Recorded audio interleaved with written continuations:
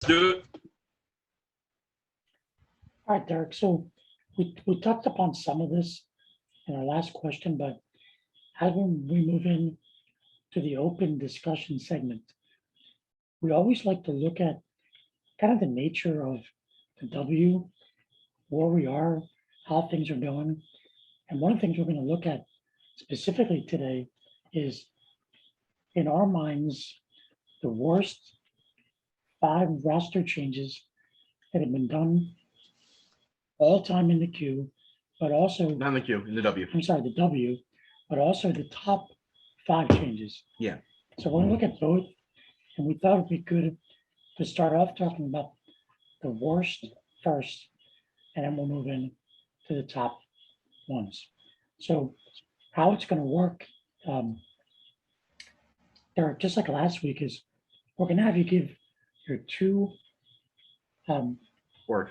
worst, no, least worst. Yeah. Right? Two least worst. So like your 5 and your 4, right, of your worst. And we'll work up to your number 1. So give your 5 and 4, and I'll give my 5 and 4, and Mike. And we understand your background is limited. We get that. Exactly. I mean, and again, this is a pure disclaimer that I only had basically a year and a half's worth of information to kind of work off of.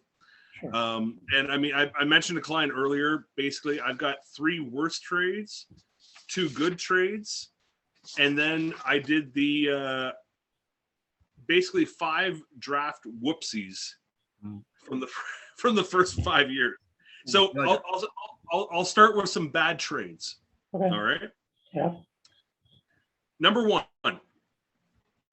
Sydney trading Shane Doan, a 1st-round pick, a 2nd-round pick for the 15th overall. Wow. With that 15th overall pick this past year, he gets Thomas Coberley. Now, I know what UM's going to say. I use Coberley and blah, blah, blah as pieces to get Forsberg. I don't give a shit.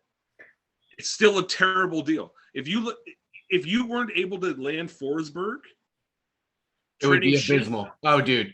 That's the way. Just hearing you say this, it's abysmal. Yeah. Abysmal.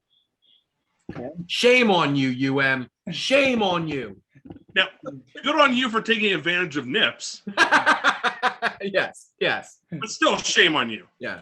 Well, listen, in defense of Nips, Caberlet is a heck of a defenseman for Nipples. Yeah. So, But okay, no, but I mean, but here's the thing. He was the number 1 overall team with like Brandon Witt and some other fucking junk defenseman. He doesn't need Thomas Coberley to be good. I agree. That's true. I agree. He needs Steve Yzerman. He could have got a defenseman in the late 1st round that could have filled that role easily, just slapped in there and put in that position. Hold on. Sound. Hold on. Sound. Sorry. I hate for it to, it seems disrespectful. I'm not trying to be disrespectful. I'm just trying to get you to stop because we don't want to miss anything. So hopefully everybody understands. No. I hear you. It's shitty Canadian internet. I understand. Yes, thank you. As long as we all at this point acknowledge this, especially if you come on WNC, if you are going to come on here and you are from Canada, your internet sucks. Anyway, so go ahead, continue with what you were saying. Okay, so I'm not sure where I left off, but basically, if he didn't make the Forsberg deal, yes, what a mess he'd be in, right? Correct. I agree. So after that, what was your next one? So my other shitty deal, or one of the second shitty deals, was Sonoma trading shitty Bill hero Eric Daze and the silent assassin Alexander Karpatsev for the and one pick. Connor, you know all about this, for the 19th overall pick. Mm-hmm. I mean, okay, you got Chris Drury out of it. That's great. Chris Drury is a great player, but guess what? You already had Keith Primo. You already had Dmitry Kristich. You already drafted Vinny Lecavalier. Yeah. Why did you need? What's Chris Drury doing for you? Let me be honest with you. And I hope he's listening to this, because when we initially were bantering about our trade, Daze wasn't involved. Mm, He threw Daze in to make sure he got my pick. wow. So I was like, Mm, are you fucking Yes. kidding me?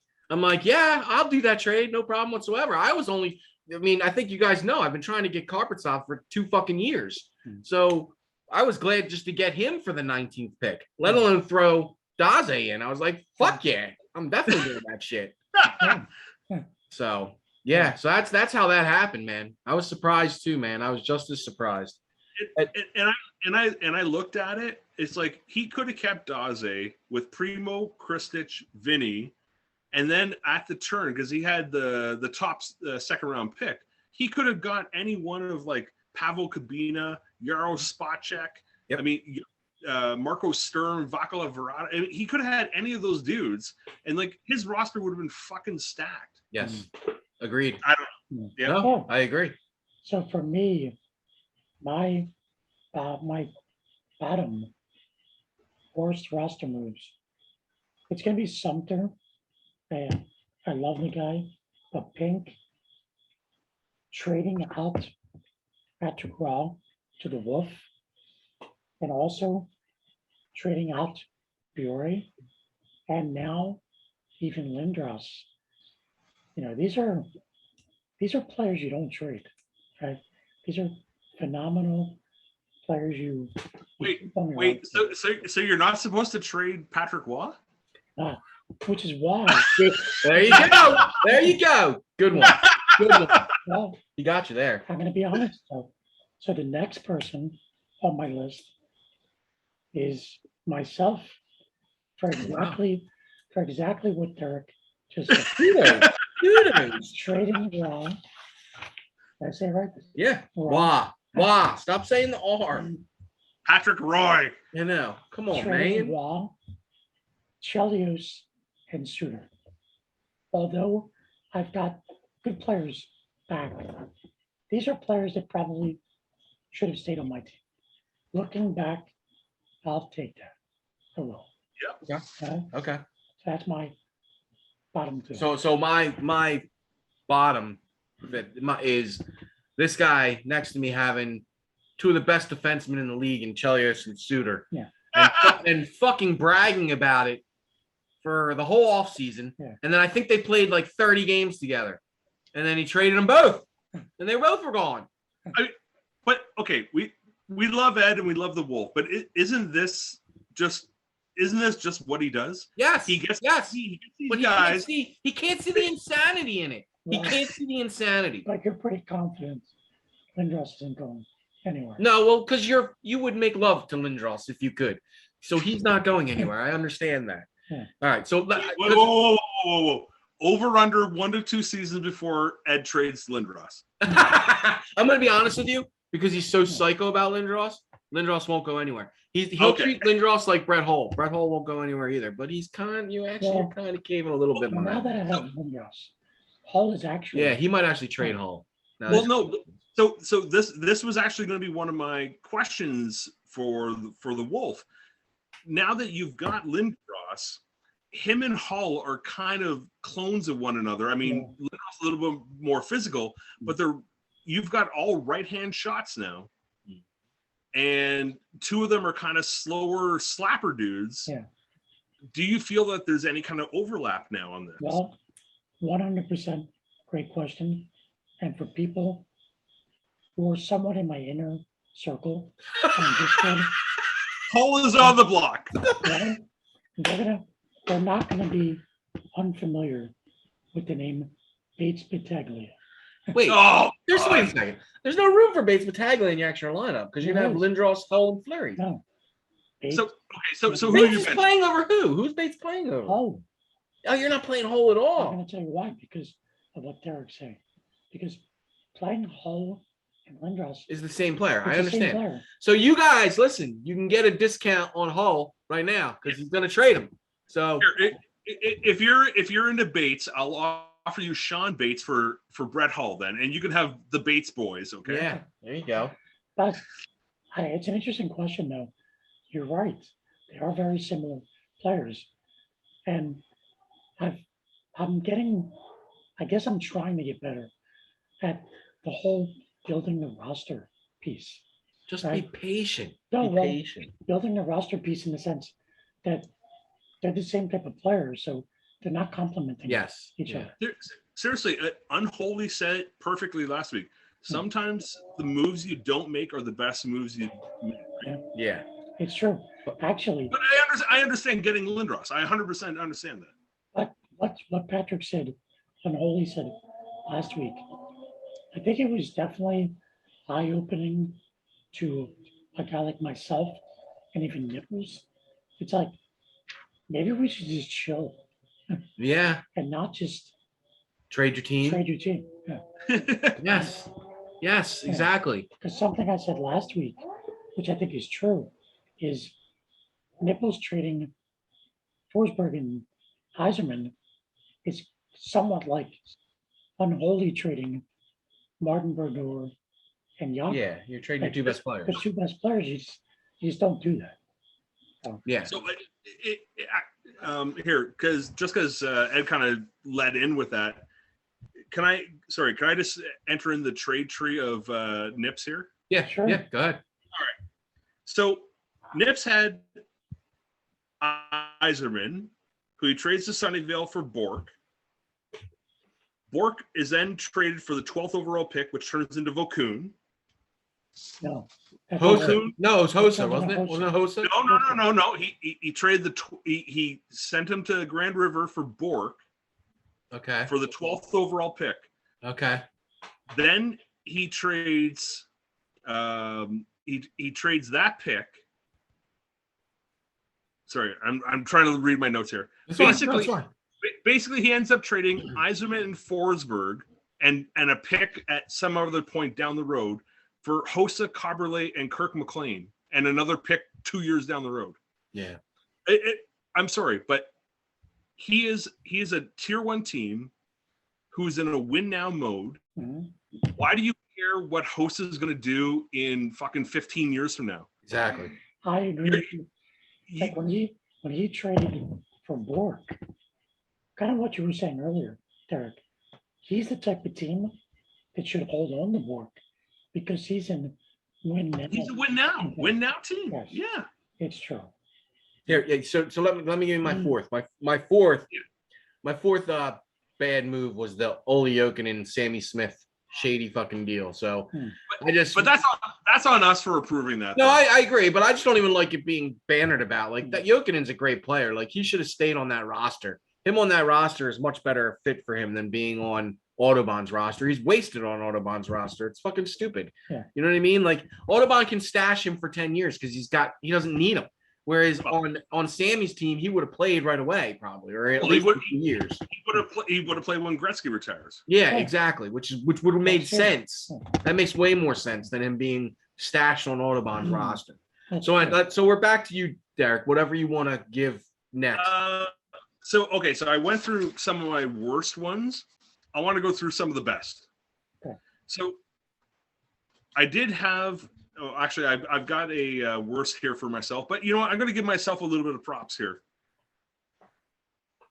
The Steve Duchesne deal to Tuck to get the 37th overall pick, which turned into Vaclav Verada. And then I traded my own second round pick, which turned into Hal Gill, and got Gary Suter. Okay. So basically, I took Steve Duchesne and turned him into Suter and Verada. Yeah, which is good. That's good. That's good. Again, you know, I have Don't limited. shrug your shoulders. Don't shrug your shoulders like it's just, it just fell together like that. No, you were fucking planning that for like 40 hours to pull that off. I'm going to give myself some Iron Mike Sharp time. Good. It just I like my that. back. Good job. Yeah. Good job. I like that. The other one though that I love, and I know it may sound crazy, is Thunder Bay trading Bure. Yeah. And hear me out. I mean, Bell trades Bure. He gets Rolston, who, you know, people have to differentiate between what is in the 95 and what is in real life. Okay. Mhm. And Rolston is a bigger player with plenty of speed, plenty of stick handling, plenty of shot accuracy. He also picked up Yuskevich. He also picks up a first-round pick now, which also could have been potentially the first overall pick. Mhm. But as a consolation, he gets Milan Hajduk. Yeah. That's 3 fucking guys that are going to be in his starting roster for the next 5 years. Yeah. Along with Pavel. Daniel Alfredson, right? He still has Alfredson? And he still has Alfredson. I mean, so I give props to Bell on making that move. He knows what he's doing. We all thought he dummied his team down Hmm. doing that, but he knew what he was doing. Yeah, we were all mistaken. Yeah, exactly. So just to stick with the bottom for a minute, the worst roster changes. My 3 and 4 are that they're right. Yeah, 3 yeah. and 2. 3 and 2. 3 and 2 are going to be Providence, for never bringing in anybody to play with Medano. Thank you. Big time, because Medano is one of the elite players in the game. He's got the shot, the speed, all of it, and he's got no one to play with. So that's my 3. And my 2 is Halifax for trading away Fedorov and Pronger. There we go. Now, I will say this, though. Halifax is right there with you. That's true. You see what's happening. You see what's happening here? There's a little bit of a, he's got a little thing for Halifax right now. There's a little bit of wolf bias, I think, going. Yeah, But exactly. listen, But honestly, I mean, I think we can all agree, though, that Providence is a tier 1 talent in terms of a player, Yeah. but he's got a tier 3 roster. I've talked to Dan. He got he drafted Prospel 2 years ago. So Vinny Prospel will end up being good in 3 to 4 years, but at that point you're so far along in Madano's career. He needed right now to acquire. It would have been great if he acquired one of those top, like even if he was able to pull off an Iginla or one of the Koivus and throw him in, because those guys have all been moved. So he could have tried to acquire somebody. sure. And honestly, I looked at Providence's roster, and I mean, I know you don't want to ever trade Modano, but if you can get 2 players, instead of 1, you know what I mean. And honestly, his defense is not good. It's no. not. Zvela's not bad. Zvela's not bad. Okay, he's not bad, Yeah. but that is not a championship quality defense. I agree. I mean, It's true. he's had every opportunity. I mean, Graves is a nice piece. I really do like Graves. Yeah, I like Graves too. I've tried making deals for him, but he needs some sort of supplementary offense, and he's tried to do it. He's tried to draft, whether it be, I think it was Cullen, and I think he's tried to draft whoever you just mentioned. But Prospel. I don't know who he drafted this year, but he got Prospel last year. Prospel and Savard. Oh, he got Savard this year. So Savard's pretty good. I mean, they're 2 good players, but again, by the time they're good, Modano's not there. So he's not in the peak of his career. Yeah. So Here's your next 2, Mike. so my next 2 was so this is what I think are bad moves. So 3, UM acquiring Iginla, and it's because he never spent a second with Iginla, right? He had he between the Bertuzzi Iginla thing, it was just such a fucking strange thing to go all out to try to get the best player and get Iginla, and then to immediately trade him, to not have any time with him. I mean, I understand the move on both their parts. I mean, UM wants to do that slapper. Bertuzzi's better in the slot with the one-timer. So I totally understand. Whatever. I get it. But it was just like a flurry of those moves that just were just unnecessary to me. But remember, how did UN get up to number 4? He had to relinquish Lidstrom. Yeah. Well, I mean, that's a whole nother topic. Like, you trading Lindstrom away made no sense, because whatever you got was not going to be better than him, because he's one of the best. Yeah. So it doesn't make any sense. And he was at the beginning of his career, so you had him for 15 fucking years. You didn't have to do anything. Like when I got Bork, I only had him for 4 years. Yeah. So it's like, if that's not like a long time, 15 years, man, I would never have gotten rid of Lindstrom. I thought that was a huge mistake. That's like trading Chara. Yeah. Yes, I agree, because that's all patience. It's all patience. But in defense of the Wolf, I got Fuck that Jovanovski guy. back. I got Jovanovski in return, who plays a long time. No, I get it. But Jovanovski is not Chara. They're similar. Chara's probably playing 10 years after Jovanovski I retires. think it's fine. Wolfie, I love you, man, but honestly, Brett Hall is Lindros light, and you had Chara. Yes. Yeah. We'll see how it plays out. We will. What's your next one, Mike? My next one was one we talked about. It was Nips with Bork. Like it just didn't make any sense. And I know I was a part of that, but it didn't make any sense to me. So I'm fine with trades that don't make sense where I benefit from. So I just whatever, man. If that's what you wanted to do, Nips, it was fine. Yeah, that's my number 2. So let's go back to Derek. See what you got next. All right. So I'm going to go into some draft whoopsies. Okay. I'll just kind of do them kind of rifle style here, just for years 1 and 2 to start off. So in year 1, Balfour number 1. What the fuck? I mean, seriously. I mean, you could have had anyone in the goddamn league, and you went Balfour. Yeah. Also, I went down the list. Gilmore went before Lindros. Mm. Yeah. Lindros and Yager was taken like a couple picks after. Lindros and Yager could have played together. Wow. Also, Dave Ellett and Jeff Brown were drafted before Oslund and Lidstrom. That's crazy. What? Yes. Yeah. Dave Ellett and Jeff Brown were drafted before Sandis Oslund and Nicholas Lidstrom. That's Wow. unbelievable. And you owners out there who are listening, you know who you fucking are. And Yeah, they you know definitely do, because those are mistakes. Those are moves that you're like, fuck, I fucked that up big time. And again, you know what? I wasn't there for year 1, and maybe they're thinking, you know what? I'm just going to build the best team for this year. This thing may not last what it is.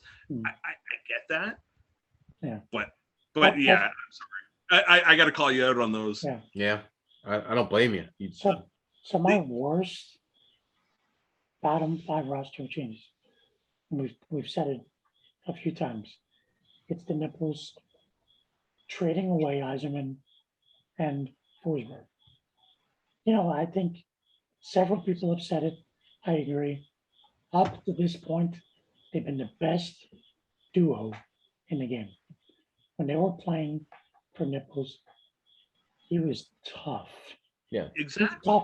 He's tough. He was the without number them. 1 team in the league. He's tough. Nipples is tough without those guys. But with those guys, he was definitely tier 1, not bubble tier 1, definitely tier 1, and probably going to make a case to make it close to the championship. That's how tough he was. yeah. But Now he's terrible. Sorry, when you lose to Ed, you're terrible. Yeah. Now tier 3 teams are beating him now. Okay. Yeah. Which is, I mean, but again, everybody goes through down years, so I'm not going to ride him too hard. I mean, he's a great player. I'm not going to ride him too hard. No. And we all fucking love Nips. Yeah. And honestly, all things being equal, he's better than fucking 95% of us. He's just got to be smarter, man. He's got to be smarter. But his roster construction has been terrible. Yeah. Let me give my worst. So my worst, and it's not because my worst is mini hat trick acquiring Sergei Fedorov. No. Why I say this, Nick, is because when the trade happened, it was weird because Fedorov to me does not fit the mini hat trick style at all.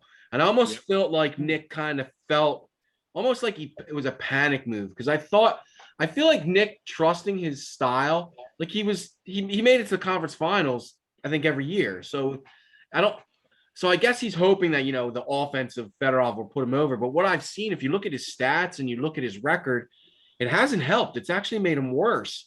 So I don't know if it's made him more focused on getting the puck to Fedorov, where when he had a team of a bunch of guys, he just moved the puck around and didn't care who was shooting the puck. But now he's so focused on getting the puck onto Fedorov's stick that it's changed his gameplay. I almost feel like. But honestly, I mean, I think we're all guilty of this to some respect or manner, is that we all want stats. Yes. We all I agree. we all want to score the most goals. We all want to be at the top of the leaderboard. So we want that stud to like. He's put not up doing all- it. Seriously, Derek, look at his stats. Look at how many goals Fedorov has scored right now. When I was looking at his stats, I was surprised because Nick's offense is never a high-scoring offense. What's the power of Nick's team is his defense. But if you look at his goals scored, I bet you they're less this year with Fedorov than what they were last year. I mean, Fedorov has 43 goals in 44 games. Yeah. Which sounds good, but No, as an what's elite- his PPG? What's his points per game? So he's got 15 assists. He's 1.32 points. Yeah, per like game. Fedorov to me should be a 1.8, 1.9, almost 2 points a game player. Like, and that's what I would say about Roenick, and that's why I always said Roenick was wasted in Charlestown, because that guy should be scoring 3 points a game. That guy's a monster. Like, there's certain guys in this game that should be producing out their ass. And when they're on a team, again, nothing against anybody who has one of those superstars. Okay, I'm gonna say Solani. Like, if you have Solani, on your team, he should be a fucking 3 point per game player, right? Am I wrong? He's probably, he's top 3 player ever in the NHL game. That's how fucking good he is. Nothing against UM, but it's just like I almost feel like UM is so obsessed with doing that slapper that fucking Solani's good at everything. So you should be dominating in breakaways. I mean, there's like things he should be able to do. My question is, why is Solani playing left wing? I agree. I'm sorry. I know personally, I've suggested to him in DM to put Solani at center. And I'm like, that's where he needs to be. He should be at center. And I've suggested playing him on the right wing, but everyone's going to do. Yeah, he's going to do. I've suggested he plays on Hamilton, but well, the good thing is he's on Sydney, so he could get traded. That's right. He's this close from getting traded. Yeah, exactly.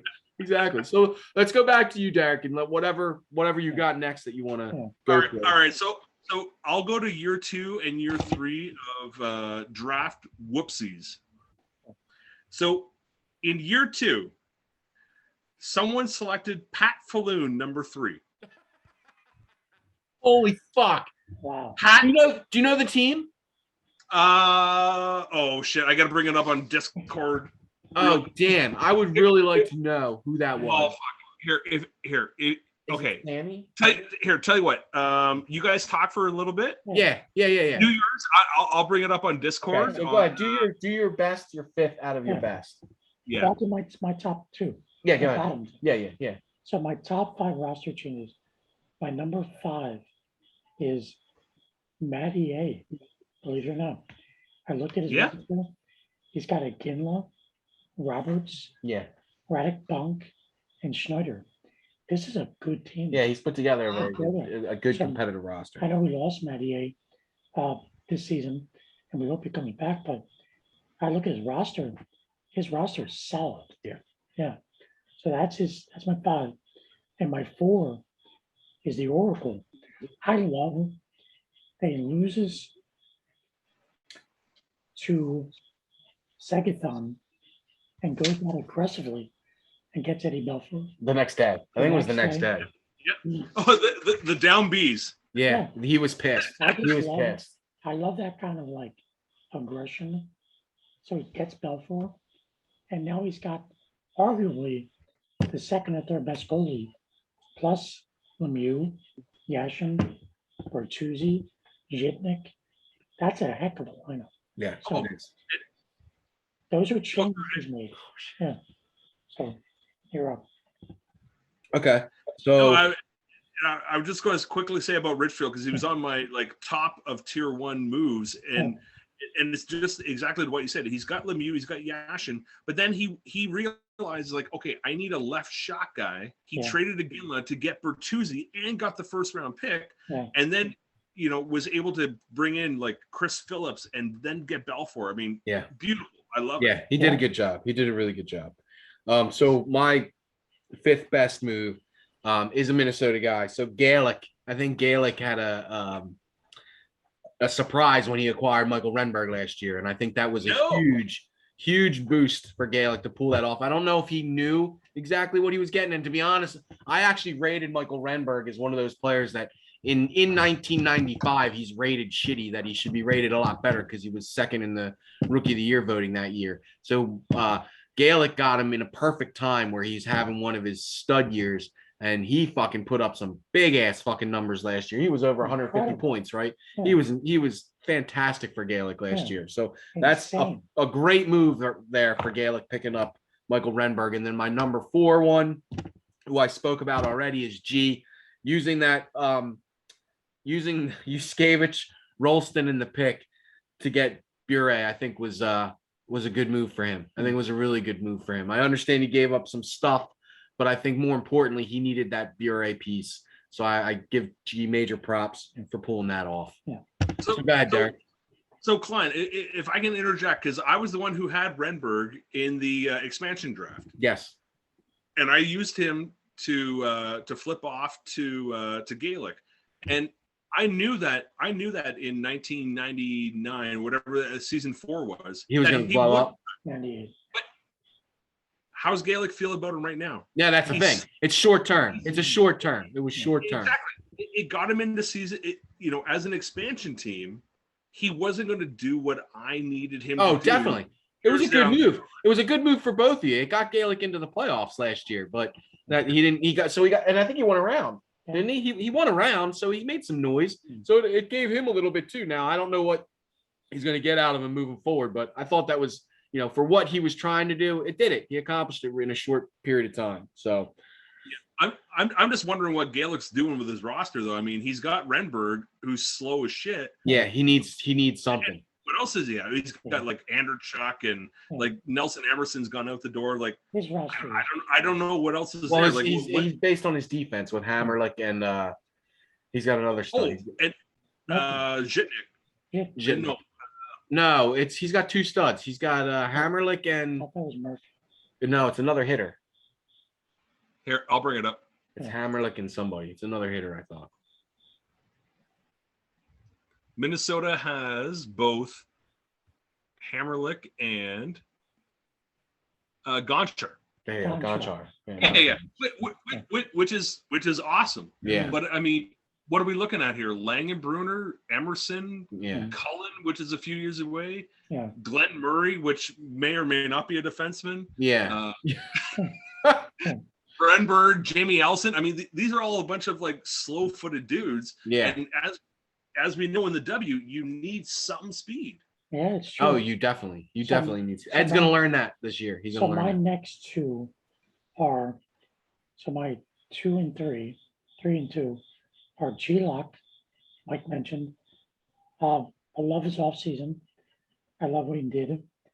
I love his team on the ice. Bure, his goalie Cujo, and how he plays with him. I mean, Cujo, I said, Belfour's top 3. Cujo's probably 2.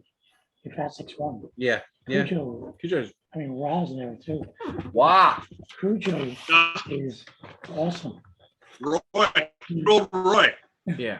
And then, of course, like Mike said, Joey Juneau, Charlie Zalewski. I did not like they trading Housley, but otherwise, I love G what he did. And then the next person, my number 2 is Typhoons. Yeah. Taipei. I love Taipei's roster, man. His roster's great. Getting Raw from the Wolf, Palfy from the Wolf. Yeah. Yeah. Nate, your roster is actually very interesting, Nate. Paul Correa, a monster, great player. Zubov. Yeah, his defense. Just can do it all. Don't sleep on Bill Guerin. No, he's another one. He's another bench player guy. He's another guy. He may not be there this year, but next year, dude is like high weight, high shot accuracy, high shot power. Like that dude's gonna play the middle and be a fucking sniper. Agreed. I agree. What's your next 2? So my next 2 is, I had me for acquiring Iserman and Nips off of, getting that. So we've talked enough about that. So I'm fine with that. So number 2, I had acquiring Forsberg. So as crazy as I think Magnus is, being able to acquire Forsberg for whatever he did, fantastic. I mean, that's a great fucking move. I mean, Forsberg is a centerpiece of any team. And if you're going to give him up, you're an idiot. And you're going to acquire him, you're a genius. So I give Magnus ultra credit on acquiring Forsberg. That's true. That's true. So, yeah, okay, so real quick, Pat Falloon was taken by Surrey. Ellis, Yeah. Ellis, we got to talk, Ellis. We got to talk. He took Pat Falloon before Ziggy Palffy, Adam Foote, Oleg Tverdovsky, Adam Denmarsh. Wow. Yes, yeah, I just wonder if that comes down to not knowing the players. Hmm. You know, I'd like to talk to Ellis about that and be like, Yeah. do you not have a background in knowing who these players are? Because it seems like you scrolled through the list and you didn't even see Yeah. these names. You know what I mean? Hmm. Oh, Derek, let's pause this again. You're actually going to be our first person to go to a fourth segment. All right, so we're going to pause this. I talk a lot. No, it's great, man. It's great. Yeah. Ed's loving it. Look at his face. He's smiling. All right, so we'll be right back. All right.